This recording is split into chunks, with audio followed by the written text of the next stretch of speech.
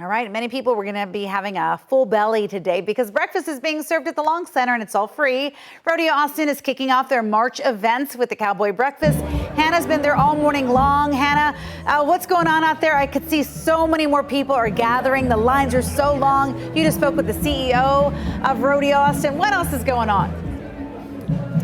Yvonne, I couldn't be happier. The sun is slowly coming up. Neon Moon is playing, and I've got some really good company here. This is Cowboy Kelly, and he is just an absolute doll, and he is the most Texas man ever. I hope my dad's watching right now. Dad, you would love this guy.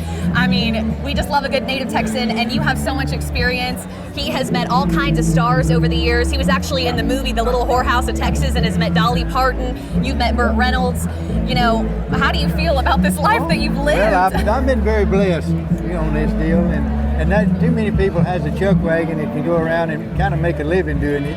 And I did real well till the pandemic, but now everything's perked back up and we're still doing it. But I belong to the Texas Film Commission here in Austin for over 20 years, back when you talked on the telephone and everything. And the guy was named Dana Shelton. And they would call me all the time, people wanting to rent, because I had a bunch of different wagons and buggies, and I had donkeys and all kinds of stock, And I'd have sometimes what they wanted. Even Snow White, they wanted a white horse.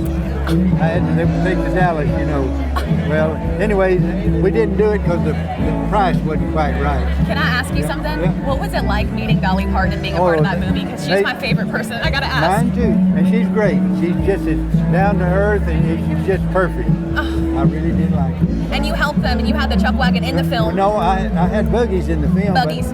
The premieres when I brought Burt Reynolds and her into the premiere in my stagecoach. Oh my goodness. Yeah. How do you feel about being here for Rodeo Austin another year doing this? Oh no, that's good. They're good out there. Yeah. Only thing I don't like is just driving, getting there. Yes. 'Cause I live in Bandera, Yep. And it's a hike. And that's it. And I do good till I get to Austin, especially not knowing where I'm going and everything. Can we talk about, though, he stayed the night here under the stars? You said it was a little noisy, though, because they're breaking over South by. That's the noisiest camp I ever been in.